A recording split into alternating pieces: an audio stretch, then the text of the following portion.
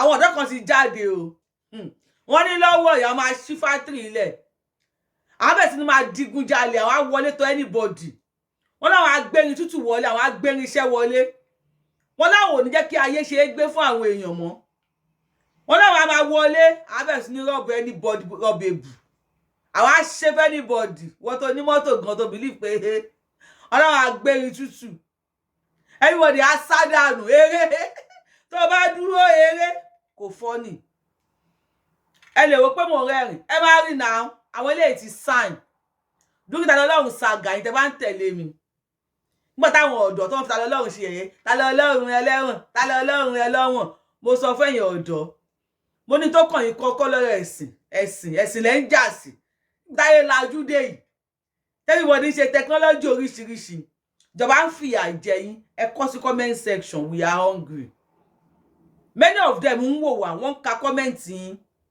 ṣùgbọ́n ẹ bá ìjọba fail you fail yourself tó bá kọ́ àti ṣe nǹkan tó yẹ kó o ṣe nǹkan máa ṣe wọ́n náà now àwọn ọ̀dọ́ kan ti jáde ní sí wọ́n ti fóun kalẹ̀ mo dẹ̀ sọ fún yín nígbà ta lọ́lọ́run tẹ́ ń pè ta lọ́lọ́run ẹlẹ́wọ̀n yìí mo ní tó bá yá àwọn ọ̀dọ́ wọ́n máa pìfì ẹ̀ kan wà nínú ẹ̀wọ̀n ju kan wà ń ta lọ if you know I said this and you have been following me ẹ gbé kúdòsì fún mi Yorubawuyi àbí kí wọ́n lọ ṣe mọ́mọ́ aláwo ni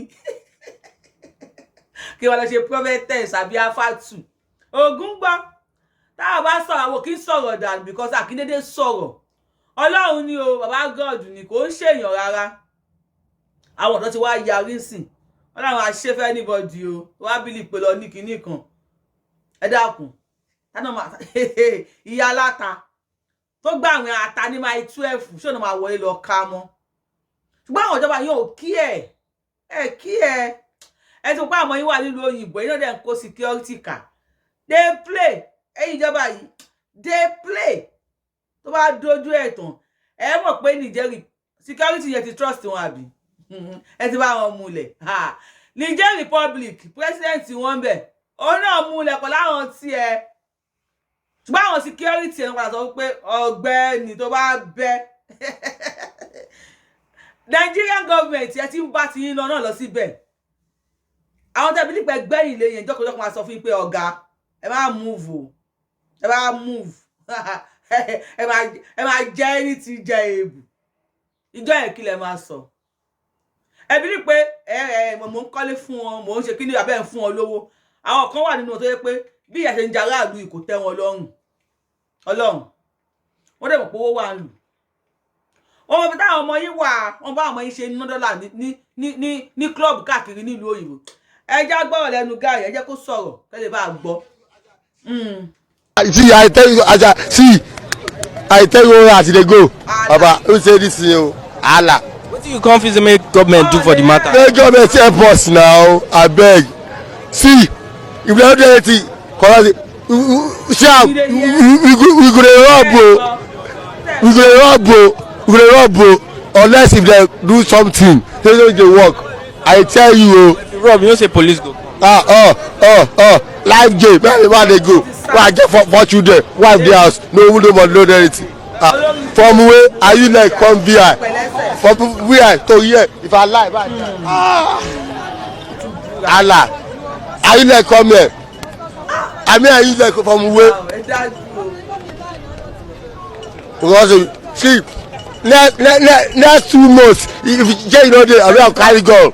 I tell you, tell government if they don't repent as they go now. See, they will see militants for Lagos State. Wọ́n ní militant àpàdà wọ Èkó. Wọ́n ní kíni? A máa gbé kàlà wọlé ní militant á wọ Èkó. Bó ṣe bẹ̀rẹ̀ lókè ọ̀yà náà nìyẹn. Táwọn boko fi gbalẹ̀. Bọ̀bọ́ yìí sìn ẹ lè ní kàn lọ gbé. Ṣùgbọ́n òun sọ tiẹ̀ síta ni. Millions of bọ̀bọ́ yìí ẹ̀yin tèmi. Ṣé kò sí àwọn kan tẹ́ pé wọ́n ju bọ̀bọ́ yìí lọ? Tí wọ́n pọ́líṣì tí wọ́n lọ́wọ́lọ́wọ́ báyìí.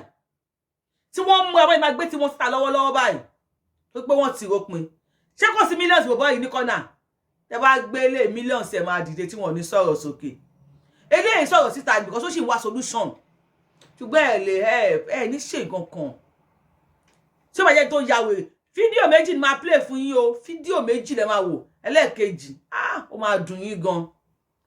Mi ò wá síbí láti wá kó yín láyà sókè ṣùgbọ́n máa dùn yín. Tó dùn èmi náà. Yorùbáwùyi pé bá gbé fídíò wá. Eléyìí a fẹ́ ṣẹ̀fẹ̀ ni o. Ẹ̀fẹ̀ ló bá dé o. Ṣùgbọ́n eléyìí ó dùn mi ó dẹ̀ máa dùn. Àwọn máa dùn yín àfi tẹ́ bá wò tán ló kù. Ó máa dùn yín gan. Èyí ó fẹ́ sẹ́rìn láti Mòwe lọ sí VI. Mòwe is Ogun State. Láti Ogun State. Wá sí Èkó, kò tún ṣe tí Èkó inú VI. Ìdúmọ̀tà sí VI gan, èló ni mọ́tò Ìdúmọ̀tà sí VI.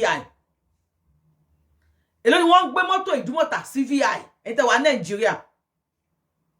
Talkless pé yẹn wá rìn láti Mòwe Ogun State lọ sí VI. Ohun tó bá lọ tó bá rí nǹkan yẹn ni kò ní wà lójú títì bẹ́ẹ̀ yẹn. Ó tún rán mẹ́lẹ̀ about ní pé ó lè rí owó kan gbà. Àbí nǹkan kan tó máa fi tó bá dẹ̀ ti rí bẹ́ẹ̀ yẹn á tó rìn padà ni. Tí ò bá rẹ èèyàn. Téèyàn ò jẹ́ tó láàárẹ̀. Kángàn náà máa ṣèyàn. Èèyàn ò gbọ́dọ̀ rí irú ìrìn yẹn. Ọmọ Nàìjíríà wá rìn láti state kan sí state kan ẹsẹ̀. Torí àtijọ́ àti mu. Olóhùn sọ fún yín olóhùn ti ròpin. Wọ́n tọ́lọ́pàá wa mú nǹkan táwọn bàbá wọlé. Téké bá wọlé ńkọ́. Ó ní onípápá tẹ̀ life imprisonment. Olóhùn ti sign. Ọmọ mẹ́rin wà ńlẹ̀ pẹ̀lú ìyàwó òun. Wọ́n á continue live wọn. Òun tó ń bá wà ńbẹ̀. Bó jẹ́ wà ó jiná kò jiná, ẹ máa fún un jẹ. Ẹlòmíì prefer kó lọ kú sínú ẹ̀wọ̀n lọ́wọ́ yìí ju ta tó wà lọ. Bó jẹ́ oúnjẹ ọjọ́ kan, ẹ máa fún un. Because ẹlòmíì ò tí jẹun níjọ́ mẹ́ta. Bó ṣe bẹ̀rẹ̀ lókè ọ̀yà nìyẹn o. Ó ti ń bọ̀ nsàlẹ̀. Wọ́n ní militant á wọlé. Ẹ ti gbọ́. Wọ́n láwọn ará bí akórin iṣẹ́ wọlé. A máa wọlé tí anybody. Ìjọba ẹ lè help o. Ogun gba ẹ lè help o. Ṣùgbọ́n ẹ ti gbọ́kànlé àwọn security yẹn àbí.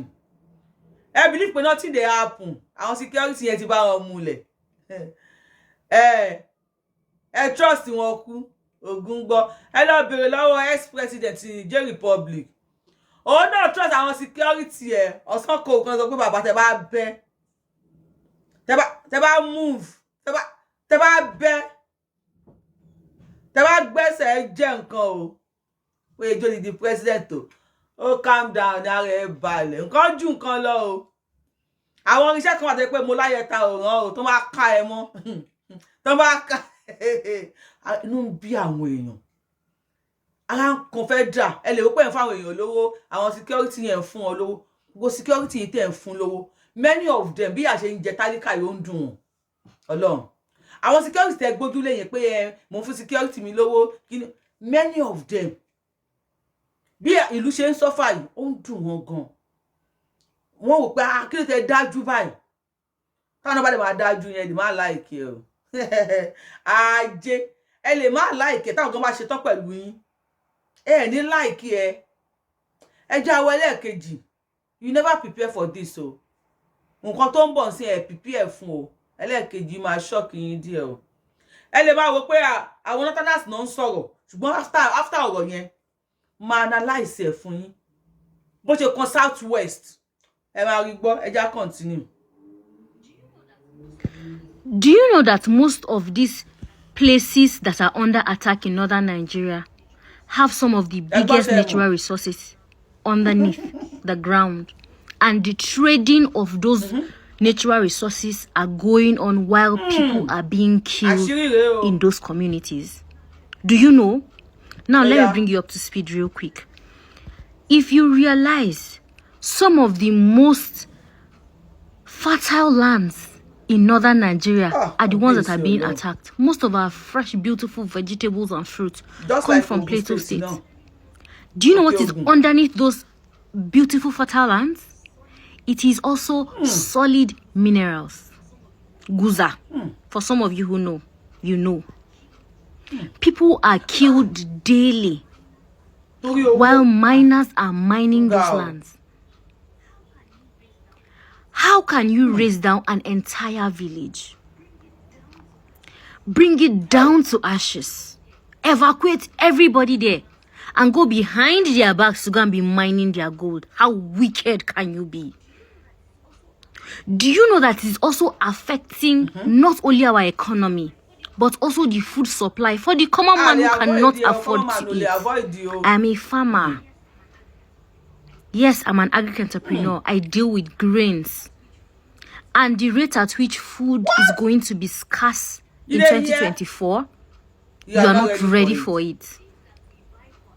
Things that we buy for as low as 20,000 when they are in surplus, we bought this year for 80,000 naira when it was in surplus. You are not ready for it. We are not ready for it. For us who do food storage business, we know exactly what you are saying. Ask anybody who is into farming. Underneath all of this madness, this crisis of insecurity, is a major business of natural resource buying and selling. Illegal. Zamfara has gold, and daily gold is traded while people are killed and evacuated from their villages. They would rather pursue you because of insecurity and go and dig your land to take out gold and take out tin and take out other minerals. Yes, that's what's happening in northern Nigeria. They attack people using insecurity as a blanket and a facade, chase people out of their communities, and go behind their backs to steal their natural resources. Those are the kinds of leaders we have in northern Nigeria. You are wicked people, and you have blood on your hands, and you're going to be judged for it. You are taking blood money, and you will die a bad death. Northern Nigerian leaders, Allah ya Isa. You trade your people for your pockets, the resources that's supposed to be for the community. You pocket it. And you live in Abuja and other cities across the world. And people are suffering and dying every day. And they believe that you are there for their best interest. Assyrian Kuyatunu. We are getting there. Northern Nigeria, feel like we will change parade. It's like we're going to do we're going to change tactics. This one no they work. This we no go agree. This German solidarity. It's not working. Don't you guys think so? How many times has protest worked in Nigeria? Everybody stand for yourself. Guard your community. Mugoko then iska then shegia dezezo. Let me tell you something. Nigerian government doesn't give a rat's ass what happened to any northerner. At first, you would think, oh, it is insecurity. Oh, it's Fulani headsmen. But are Fulani headsmen more powerful than the Nigerian military that is rated #1 in Africa? No. How many are they? Understand. Who gives them the guns? Let's ask the right questions. Who arms them? Where do they come from? Who gives them intelligence? Why is it that there can be an intelligence of attack and people will know and they will keep quiet? Yes, where there are soldiers and military people, personnel, we have DSS, we have NIA that know exactly what happens and they keep quiet. Northern Nigeria, Mufarkao, it's not like before. Let's change strategy. This, we know go grill, it's not working. We need to come together. Forget your religion. Your religion is not paying you now. Your safety first. Nobody will ask you whether you're Christian or Muslim before they shoot you or burn you down alive in your house. Nobody bloody cares. Northern Nigeria, Mufarkao, it is not time to be doing I'm a Muslim, I'm a Christian. Oh, that person is not my brother. If they shoot somebody in Plateau State, best believe you are the next target, even though you are in Sokoto. Yes. Outside Adage says, in game don't want kayaka kashafa mana karua. While at it, protect other people because it is coming. So long as there's a mineral resource underneath your soil, they would come for you. That is what I've realized. Never prepare How for what dare is these coming. people? It God is bless too much. India. My brother. Ade ti Montombo. Hey, ti Montombo. Hey, ti Montombo. Ká tó wá tú eléyìí ni wọ́n bo òyìnbó tèmi gbọ́. Ẹ pé mi ò gbọ́ òyìnbó pressure ti wà o. Ká tó wá tú eléyìí níwọ̀n bọ òyìnbó tèmi gbọ́ ẹ lè máa pé ilẹ̀ Haúsá ni wọ́n ti ń sọ̀rọ̀ the same thing tó yẹ kó happen nígbà yẹn wọ́n jí wọn gbé ilẹ̀ Haúsá ní àìbẹ̀ náà tí wọ́n máa jí wọn gbé wọn bí wọn rè wọn lè wá sẹ́kọ̀ọ́ àgbàdo bẹ̀rẹ̀ sí ní gbé wa lẹ́kọ̀ọ́ náà wọ́n pa wọ́n lẹ̀ Haúsá wọn bí wọn dá wọn lè wá lé ilẹ̀ Yorùbá àwa Yorùbá àwọn pípù yìí wọ́n gbọ́n wọ́n ti ṣiṣẹ́ wọn àwọn kan máa dìde sọ̀rọ̀ fún wa wọ́n ti rà wọ́n with everything ni wọ́n fi rà wọ́n kalẹ̀ now ká tó máa sọ ká tó máa tu woman yìí sọ fún yín wípé àwọn tí wọ́n wọlé pa àwọn odidi village kan wá dẹ̀ race ẹ̀ down wọ́n á pa gbogbo ẹni tó wà ńbẹ̀ wọ́n máa lọ gógó dì wọ́n lábẹ́nú ó ní gbogbo ewébẹ̀ tẹ́ ń wo táwọn gbìn yẹn abẹ́ ewébẹ̀ yẹn inú mi dùn pé àwọn tí wọ́n ń preserve oúnjẹ ni ó ní rate tí ebi máa fi wọ́n tí ebi máa fi pọ̀ ní ìlú tó jẹ́ máa wọ́n ó lè prepare fún ara because you are not ready for it tó àwọn náà ilẹ̀kùn ni òun ló rínú lórí ta gbogbo tí wọ́n rà ní 20,000 ló ti di 80,000 times 4 now wọ́n sọ pé máa sọ petrol di 1,200 petrol 1,600 naira ebi ń pa àwọn aráàlú wọ́n ní wọ́n plan tó NNPC ti jáde wọ́n láwọn debunk ẹ o ìdá wọ́n debunk ẹ wọ́n debunk ẹ mọ̀ pọ̀rọ̀ Nàìjíríà lálá tó lọ sókè ni kò kí ń wá sílẹ̀ lọ́dọ̀ sí wọn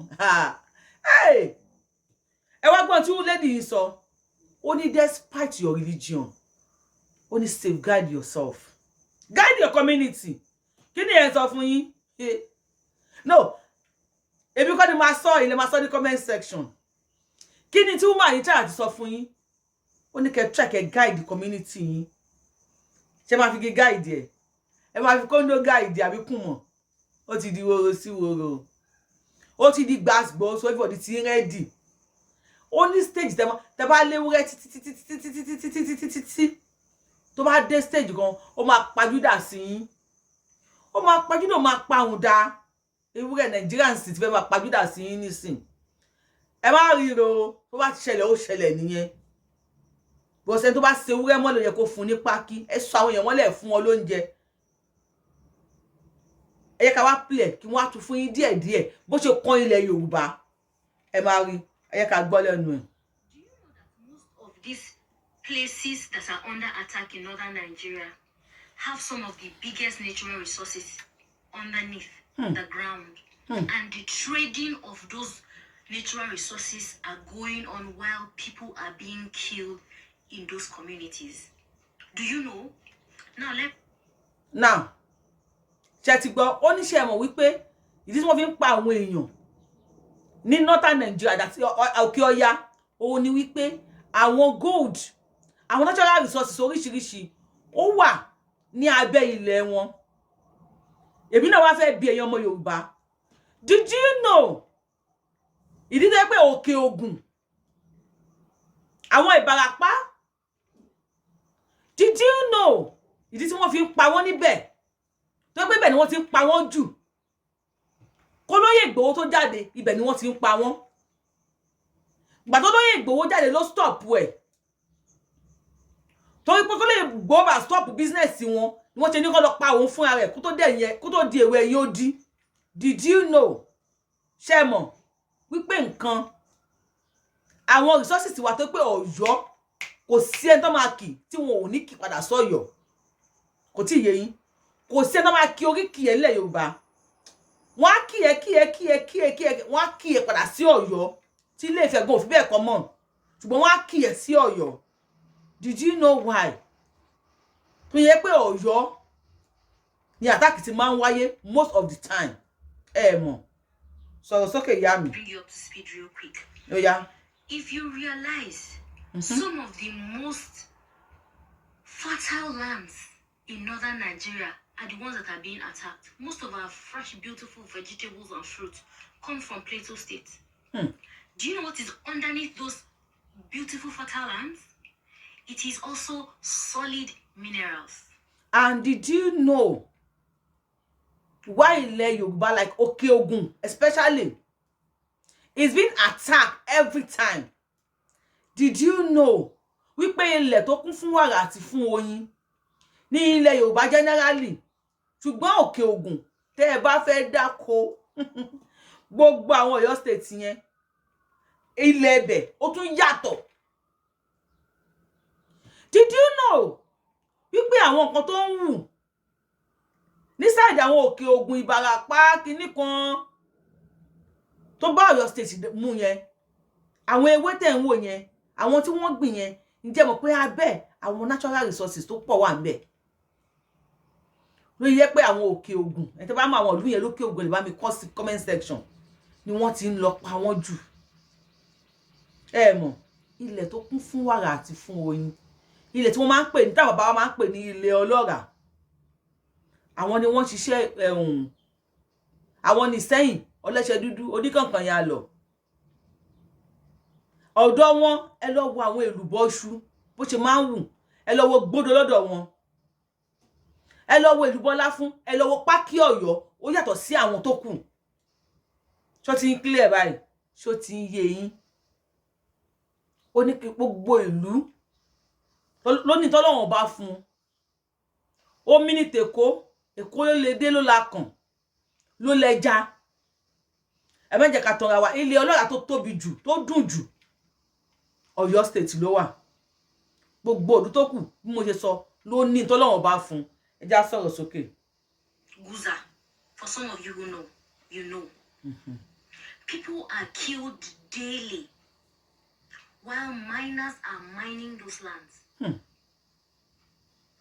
How can you raise down an entire village, bring it down to ashes, evacuate everybody there, and go behind their backs to go and be mining their gold? How wicked can you be? Ǹjẹ́ rántí pé ìgbà tí wọ́n wọ ìlú Olóyè Ìgbòho yìí, Ìbàràpá gbóná wọ̀ ní Òkè Ògùn l'Ọ̀yọ́ state. Àwọn ọ̀dọ́ bàbá Bóròdé kó tó di pé Olóyè Ìgbòho lọ síbẹ̀. Ṣé rántí pé wọ́n pa títí wọ́n sun ọmọ ọdún 2 mọ́nú ilé? Ẹ rántí? How can they do that? Ìsẹ́yìn, ọba Ìsẹ́yìn àbí kí náà pè wọ́n. How can they do that? But àwọn bàbá wọn ò ní àṣẹ lẹ́nu mọ́, wọn ò ní ọ̀rọ̀ lẹ́nu. How can they do that?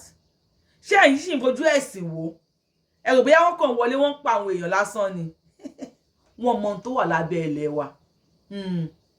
Nǹkan tó wà ní abẹ́ ilẹ̀ wa, gbogbo bí tẹ́ bá ti gbìn nǹkan sí tó ń yọ bàlàbàlà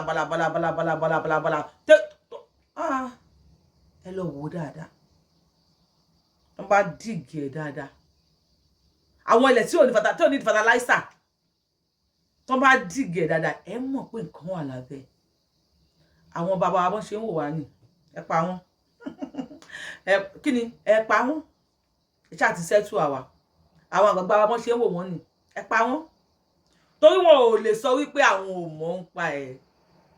Wọ́n lè má lágbára, wọ́n lè má ní àṣẹ, ṣùgbọ́n olè ò ní ṣe àgbà lójú fìrí. Olè ò ní ja àgbà kó má ṣe lójú fìrí tó ṣe bí òwe ẹ̀yin àgbàlagbà. Wọ́n ṣà ń ta future wa ni. Wọ́n ṣà ń ta future wa ni. Ohun tó ń ṣẹlẹ̀ ní northern Nigeria, ó ń ṣẹlẹ̀ ní southern Nigeria, kò kàn tí ì tíìkì ni. Tọ́wọ́ wa sì ń jà búburú. A sì ń fa pé no, a ní gbàṣẹ. Sọ̀rọ̀ ìyá yìí. Do you know that it's also affecting not only our economy, but also the food supply for the common man who cannot afford to eat? I am a farmer. Yes, I'm an agri-entrepreneur. I deal with grains. And the rate at which food is going to be scarce in 2024, you are not ready for it. Ṣé ti gbọ́? Agri-entrepreneur ni. Àgbẹ̀ ni farmer. Kí ló sọ fún yín? Ó ní rate tí oúnjẹ máa fi wọ́n ní 2024. Ó lẹ́mi wa ò ní gbé. Ó ní kí pé kíní ń ba ètò ìlú jẹ́ lásán. Ṣùgbọ́n ó jẹ́ kí oúnjẹ máa wọ́n ní ìlú fún common man bí èmi àti yín tí a ní owó tá ń tiraka láti jẹ láti mu ni. Ebi. Tó bá fẹ́ bá èèyàn jà wọ́n ní ẹ fẹ́ bí pa. Ibo la kó lọ, ibo la kó bọ̀. Táwọn ará òkè ya sọ pé àwọn ò ní supply wa lóúnjẹ mọ́. Tí wọ́n ti stop, wọn ò lè stop. Ṣùgbọ́n wọ́n fẹ́ ká wa lọ́wọ́ kò. Ká má lè lọ sí oko. Wọ́n lè máa fìyà yẹn jẹ wá. Ṣùgbọ́n Sunday Igboho Oòṣà, God bless you. May Elédùmarè ilẹ̀ Yorùbá bless you. Ó ṣe eléyìí fún wa nílẹ̀ Yorùbá. Ọmọlábí kún Àdìsá, ó ṣe eléyìí fún wa nílẹ̀ Yorùbá. Ẹyọkan yìí. Ọlọ́run fi ẹ́ ta wá lọ́rẹ, ó ṣe ẹyọkan yìí fún wa. Wípé kò sí ní tó ń jọ́sẹ̀. Ilẹ̀ Yorùbá ṣẹ̀ kò sí ní tó ń jọ́sẹ̀. Ó ṣe ẹyọkan yìí fún wa o. Àdìsá a dúpẹ́. Tó bá wá sí ti ẹni. Bẹ́ẹ̀ làwa náà máa ṣẹ́kù ilẹ̀ Yorùbá mọ́. Ṣé bá àwọn ará Ògùn state tí wọ́n ti di refugee níbẹ̀ ní republic. Ṣé Dàpọ̀ Abíọ́dún kí ẹ ni? Wọ́n ò kí ẹ. Wọ́n ní kán gbóúnjẹ lọ fáwọn ọmọ ìlú wọn nílùú onílùú. Àwọn yẹn dá oúnjẹ yẹn padà pa àwọn ò fẹ́. Wọ́n tẹ̀ kọ́kọ́ ní wọn ò sá lọ tẹ́lẹ̀. Táwọn yẹn wá ṣe fídíò. Tá pépà gbé tí news gbé pé bí la wà ó. Wọ́n ní kán gbóúnjẹ lọ fún wọn. Àwọn gun ò lè pè wọ́n wálé padà pé ẹ máa bọ̀, yóò máa ṣe security. Wọ́n ò dẹ̀ lè gba àwọn ọmọ akíkanjú tí wọ́n jẹ́ akíkanjú tí wọ́n lè ṣiṣẹ́ yìí nílẹ̀ Yorùbá pé ya ẹ defend oko yín. Wọ́n ò lè sọ̀nà ọ̀tọ̀ wọn fẹ́ kúrò nípò. Wọ́n lè fẹ́ kán pa wọ́n mọ́lé. Àwọn bàbá ò lè sọ̀rọ̀. Àwọn Ọlọ́run darí mo bá tí ò lọ fẹ́. Yorubawuyi nìkan ló lè halẹ̀ mọ́. Ojú everybody máa bó. Sọ̀rọ̀ ìyá mi. Wọ́n lè bí ń bọ̀ o, ìyàn ń bọ̀. 20,000 when they are in surplus. We bought this year For 80,000 naira when it was in surplus. You are not ready for it. You are not ready for it. We are not ready. Us who do food storage business, we know exactly what you are saying. Ask anybody who is into farming. Underneath all of this madness, this crisis of insecurity is a major business of natural resource buying and selling. Illegal. Zamfara has gold, and daily gold is traded while people are killed and evacuated from their villages. They would rather pursue you because of insecurity and go and dig your land to take out gold and take out tin and take out other minerals. Yes, that's what's happening in northern Nigeria. It is also happening in southern Nigeria.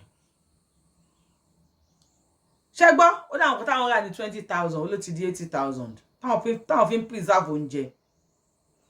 Ó ní réètì tí ebi máa fi pọ̀ ní ìlú, tí ìyàn máa fi mú, ó lè ready fún. Ó ní you never ready for it. Ìlú tí ò sówó, ojú tọwọ́, ó dọ́jà òkúta. Torí kò mílíọ̀nù dọ́jà gan tó ò bá rí tó fẹ́ fi rà, ṣó máa jẹ owó ni. Ojú ti owó báyìí, owó dọ́jà owó òkúta. For how long do we continue this way? For how long? Kí la fẹ́ ṣe sí? Àti ń pọ̀rọ̀ lọ́wọ́ ẹ̀ ó ti láàárọ̀ nínú. Inú wa lé yín kúrò nílùú because of insecurity. But wọ́n á gbẹ̀yìn lọ láti máa lọ kó èrè oko yín, láti máa lọ gbẹ́ ilẹ̀ yín, máa káwọn natural resources bí gold yín. The same way tó ṣe ń ṣẹlẹ̀ ní ilẹ̀ Yorùbá náà nìyẹn, my sister. When time come, we will all defend ourselves. We will defend our ìlú individually. Ní ògbóyìnbó, a máa defend the territory wa individually when the times come. We know what is happening. We all know. Ẹ tó bá lórógùn, pọ́tẹ̀ máa pa, òun náà sì fọ́rógùn mẹ́nìkan lórí. Sorry, sister mi. They attack people using insecurity as a blanket and a facade, chase people out of their communities, and go behind their backs to steal their natural resources. Those are the kinds of leaders we have in northern Nigeria. Including southern Nigeria, my sister. You are wicked people, and you have blood on your hands, and you're going to be judged for it. Okay. You are taking blood money, and you will die a bad death. Okay. Northern Nigerian leaders, Allah ya Isa. Allah ya Isa. You trade your people for your pocket, the resources that's supposed to be for the community, you pocket it. And you live in Abuja and other cities across the world. Èyí tí wa náà ṣe ń gbọ́, wọ́n lè jẹ wà lọ́wọ́ yín. Wọ́n lè trade àwọn èèyàn yín torí àpò yín. Ẹ ń dà wá sóko ẹrú. Ohun tó yẹ kẹ́ ẹ ṣe ẹ̀kọ́ ẹ ṣe mọ́. Kẹ́ ẹ dìde fún ìran yín, wọ́n lè ẹ̀kọ́ ẹ dìde. Wọ́n lè Elédùmarè máa judge yín o. Wọ́n lọ́lọ́run ò bímọ o, ṣùgbọ́n ó bí ẹ̀san. Ẹ̀san làkọ́bí Ọlọ́run, ẹ̀san làbí gbẹ̀yìn ẹ̀. Wọ́n ló máa dá yín lẹ́jọ́ o. Ó tiẹ̀ tún tẹ̀síwájú. Ó ní gbogbo ẹni tó bá ń pààyàn oníkú owó làwọn náà máa kú o. Ẹ̀yin èèyàn mi, ṣó ń ṣẹlẹ̀ ní South West àbí kò ṣẹlẹ̀? Pé mo tún dá pé fún àwọn bàbá wa tó pa wà máa respect wọn ni. Máa respect wọn, wọ́n ṣe kọ́ wa ni. Wọ́n ṣe kọ́ wa ní ṣáwa a lè sọ páṣárán. Bí obìnrin ṣe sọ, a lè sọ. Ẹ pé mo tún bẹ́ǹdì ẹnu. Àìmọye èèyàn ló máa tún bú mi pé Yorubawuyi bóyá yẹ kó translate ẹ̀kọ́ yẹn. Kí la wá fẹ́ ṣe? Tán ṣe rí wa rẹ jẹ náà nìyẹn. Ẹ wá ń ta ìran yín. Ẹ dákun, bó lẹ fẹ́ gbówó yẹn lọ ná? Ìgbà t'Ájùmọ̀bí kú èlò ló gbé lọ. Akérédolú nìyẹn. Èlò náà máa sin mọ́. Ó máa ṣe lára yín o. Àbí kí nìyẹn kò kí ń yé mi ni? Kò ń yé mi ni. Bílíkì alága wúrà tí wọ́n pariwo pé lówó obìnrin tó lówó tó ní góòlù. Ó sọ pé sàárè ẹ̀ wà ní Ìjẹ̀bú níbi tí wọ́n sin sí yẹn. Ìlú ló wà nínú ibẹ̀ yẹn tán sin mọ́. Tó bá sin owó yẹn mọ́ nígbà yẹn, tó bá wó yẹn sí, owó yẹn wúlò. Owó yẹn tó máa ṣe ń ná. Àbí létí bílíkì alága wúrà kọ́nàkọ́nà fi hàn wá ń gbà yẹn. Ṣé ẹ̀yin lè gbénu lé yẹn? Ta ló lè gbénu lé yẹn mọ́ ń sìn? COVID-19 ọmọ kalẹ̀, àwọn èèyàn lè gbénu lé yẹn. Are you kidding me? Why are you like this? Owó. Bẹ́ẹ̀ tó kọ́ àwọn tó bí àwa, wọn ò lówó rẹpẹtẹ. Bẹ́ẹ̀ tó yẹ la ṣe ní ayọ̀ tójú wa òun mọ́wó jù. I don't know. Owó dá lóòótọ́, àlùmọ́ọ́lù. Gbogbo èèyàn ló fẹ́ owó. Ṣùgbọ́n ṣé kẹ́ wá fẹ́ owó? Kẹ́ fi sọ ìjọmọlúàbí yín nù ni. Ọmọlúàbí náà pé Yorùbá. Sister mi sọ̀rọ̀. And people are suffering and dying every day. And they believe that you are there for their best interest. Bẹ́ẹ̀ ni o. We are getting there. We are getting there. Let's say we go change parade. Now we go change parade. It's like we're going to do another. We're going to change tactics. This one no dey work. This we no go gree o. This Jama. Solidarity. It's not working. Don't you guys think so? How many times has protest worked in Nigeria? No. Everybody stand for yourself. Guard your community. Mugoko we then iska ko then shegia dezezu. Ṣẹ́gbọ́. Wọ́n ní solidarity òṣìṣẹ́ mọ́ Nàìjíríà. Yàrá ìbẹ̀ yẹ kó ti yé yín. Kò náà fẹ́ fi gbogbo ẹnu sọ̀rọ̀ ni. Ó ní everybody guide your community. Tó bá di woro sí woro, tó bá ti di wèrè, tó bá ti dé pé guide your community. Tí 50 bá wọlé tó rẹ́dà ti pè yan 500. Tẹ́ni bá ti sign pé yẹ ó ti ṣẹlẹ̀ náà nìyẹn. Ìdá ẹ̀jà padà wọ́n máa pa yín. Ìdá ẹ̀jà padà wọ́n máa pa yín. Tẹ́ni náà bá nílé, tó bá jẹ́ 5,000 ni wọ́n, tẹ́ bá pa ọ̀kan nínú wọn pé 5,000 mọ́. Táwọn náà bá ń bọ̀ next time wọ́n pa àwọn òdìdélé pé ẹ jẹ́ kó máa bọ̀ wá. Tẹ́ bá yọ ń ka scores, ìjà tó bá ń lọ, tẹ́bì táwọn kọ́kọ́ ń kú lọ, ìjà yẹn ò ní tètè parí. Kó bá padà discourse. Tẹ́ ṣe fún táwọn náà ṣe fún, tẹ́ ṣe fún táwọn náà ṣe fún yín. Owó ní kálukú máa padà settle. Tó bá wá di woro sí woro, wọ́n lè yàn àgbàgbà ẹ wà ń bẹ̀. Ẹ wà ń bẹ̀, èyí la gbójúlé la gbọ́kàn lè pé ìnáwó Ọlọ́run fi ṣe olórí fún wa. Ṣé bílí pé tó bá ti wá di wèrè tán, ṣáwọn aráàlú náà rí ya wá bá yín ṣá. Ẹ gbàgbé ẹ o, ṣáwọn aráàlú náà ò ní, ebi ń pa àwọn èèyàn. Ṣáwọn tó ń sọ lẹ́nu ìsìn, ṣáwọn aráàlú ò ní ya wá bá yín. Ẹ bẹ̀rù Ọlọ́run. Ẹ ṣá bẹ̀rù Ọlọ́run, because I don't know what to say about you guys, but ẹ ṣá bẹ̀rù Ọlọ́run, ẹ bẹ̀rù àti sùn. Ẹ bẹ̀rù tó ní tí èmi àti máa gbé apá tí ò ní ṣe gbé mọ́. tá máa gbé ẹsẹ̀ tí ò ní ṣe gbé mọ́ àwọn àfọ́ òde preach fún yín débẹ̀ bóyá dẹ̀ preach fún yín débẹ̀ bóyá ẹgbà ni àwọn pastor náà sọ̀rọ̀ débẹ̀ fún yín bóyá dẹ̀ sọ débẹ̀ bóyá ẹgbà ni àwọn tó ń dífá fún yín náà wọn ò dífá ẹ̀ débẹ̀ fún yín bóyá dẹ̀ ń di fún yín bóyá ilẹ̀ ketí kún ẹ burú o ẹ bu iyọ̀ pàápàá sọ̀rọ̀ madam. Tell you something, Nigerian government doesn't give a rat as what happened to any northerner. They don't care about Satan or you that. First, you would think, oh, it is insecurity, oh, it's Fulani headsmen. But are Fulani headsmen more powerful than the Nigerian military that is rated #1 in Africa? No. How many are they? Who gives them the guns? Let's ask the right questions. Who arms them? Where do they come from? Who gives them intelligence? Why is it that there can be an intelligence of attack and people will know and they will keep quiet? Now, ẹ wọ question tó béèrè. Ṣé àwọn Fulani herdsmen ṣé wọ́n ní agbára ju Nigerian military lọ? Nigerian military pé wọ́n rate #1 in Africa. Nigerian military are so intelligent. They are powerful. They are well trained. But kò sí agbára tó lè ní. Kò sí bí ìyẹ́ ṣe lè bó ṣe lè tóbi tó. Tọ́n bá sokùn mọ́ lẹ́sẹ̀, tọ́n bá gbókùtà lé okùn yẹn. Ẹyẹ yẹn ṣó máa lè fò. Ẹyẹ ò ní fò lọ síbi kankan. A kàn máa jà búra lójú kan ni kò níbi tó ń lọ. Ó níbo làwọn Fulani herdsmen ti wá. Ta ló fún wọn ní intelligence wọ́n fi ń ṣiṣẹ́? Ta ló fún wọn lọ́pọlọ yẹn? Are they more power? Ṣé wọ́n lágbára ju Nigeria military lọ ni? Ta ló kó irinṣẹ́ lé wọn lọ́wọ́ tí wọ́n fi ń wọ̀lú? Èmi kọ́ ni mo ń béèrè question yìí, obìnrin yìí ló ń béèrè. Èmi náà tún wá ń béèrè lọ́wọ́ yín. Ẹ̀yin àgbààgbà wa nílẹ̀ Yorùbá. Báwo ni wọ́n ṣe ń wọlé tí wọ́n ń pa àwọn èèyàn? Sọ̀rọ̀ obìnrin yìí ò ní dààmú.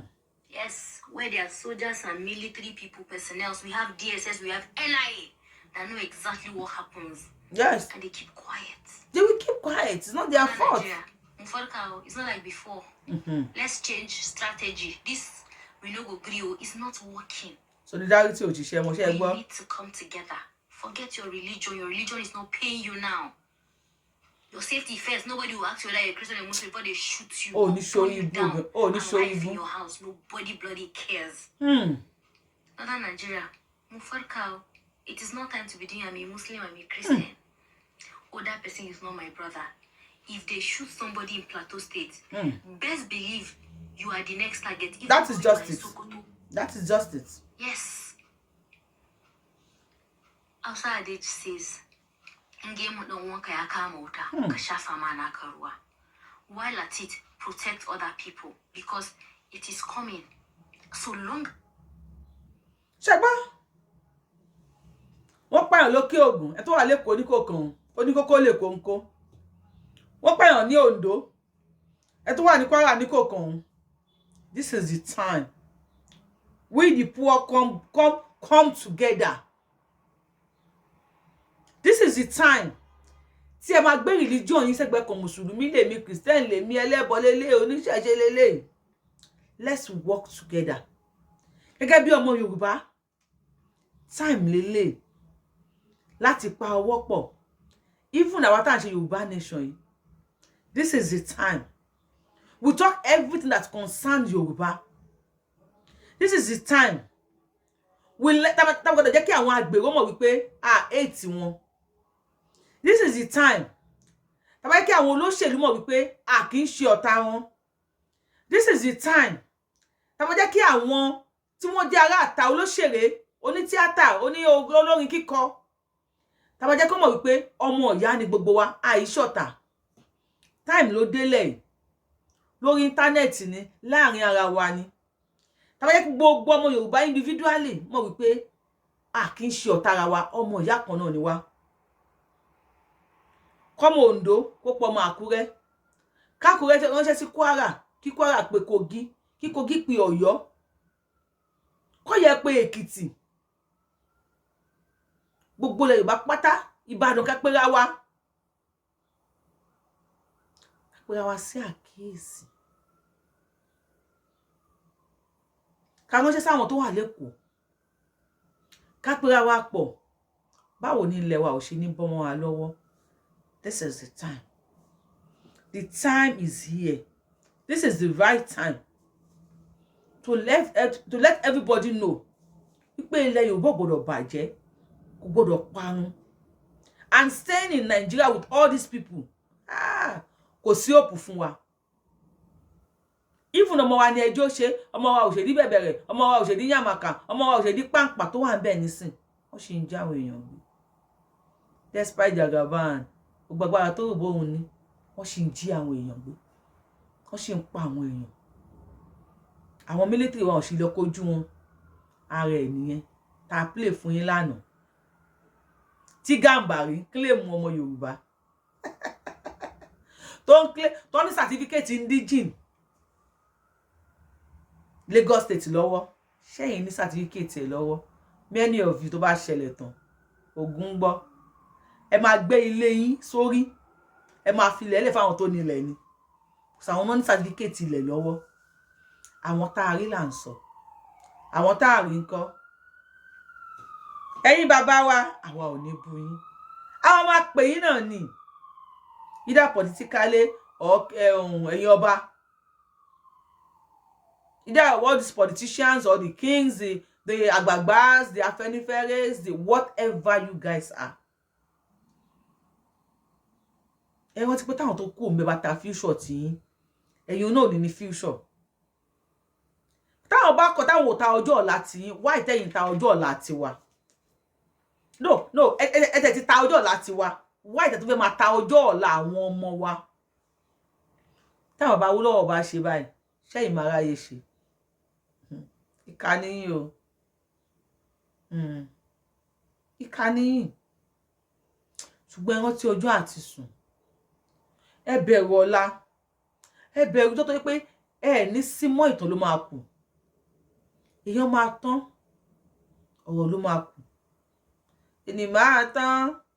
Ẹni máa tán o. Kò sẹ́ni tí ò mọ̀ pé ọ̀la ló máa kù. Ẹni máa tán. Tẹ́ni bá tán ayé wá sọ pé ọ̀la.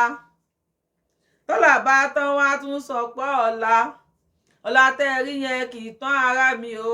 Ohun abáṣe sílẹ̀ la máa dé bá. Ẹ ṣe èrè kó dára. Ẹ ṣe èrè kó dára o. Ẹ̀yin bàbá wa, ẹ̀yin láyé kan. Ẹ ṣe èrè. Èní máa tán. Ọ̀la ló máa kù. Ibi tí mò ń sọ̀rọ̀ yìí máa padà tán. Ìtàn mi ò ní tán. Ọ̀la ò dẹ̀ ní tán. Àwọn ọ̀rọ̀ tí mo sọ lẹ́yìn náà ò ní tán. Ìwà tí mo wúlẹ̀ lásìkò 2023 lágbàtà ti bẹ̀rẹ̀ struggle Yorùbá nation yìí náà kò ní tán. Ẹ̀yin bàbá wa, gbogbo owó tẹ̀ ń kojú máa tán. Abẹ́ ẹ̀ mọ̀ ni. Nígbà kan tó bá ní 1,000 lọ́wọ́, olówó ni. Nígbà kan. Kẹ́ni ẹ wá tọ́jú 1,000 láti gbà yẹn títí dìsìn. Kó wá kú káàmì wá sí pé ilé túlé bàbá wa kó wá bá 1,000. Kí ló máa fi wọ́n? Bí ní 5 naira ló fi save ẹ̀jọ̀ àbí coins. Kán wá kà títí kó jẹ́ 1,000. Kí ló máa fi rà? Ṣáà mẹ́ẹ̀ tún ní gbèsè pé. Answer in the comment section. If you are ever so okay, yes, enter. If you are seeing me for the first time, Yorubawuyi lórúkọ mi. Yorubawuyi lèmi, I am the one and only Akalole of Yorùbá land. Ada wọn lẹ Yorùbá mọ́jọ́mọ́ lọ. Yolóyè lèmi ò sí òpè méjì. Ọmọ òṣè pààrọ̀ bí yóò pààrọ̀ mi yóò déwájú ìjọba. Ẹ tẹ subscribe button, notification button yẹn tẹ kalẹ̀. Mo sáré sọ̀rọ̀ àbí bí ṣe máa ń sọ ní ẹ̀kọ́ lè máa wá wí. Ẹ tẹ subscribe button, notification button ẹ tẹ kalẹ̀. Ẹ pàdé mi lórí next show. I love you so much. Thank you. See you on next show. Bye.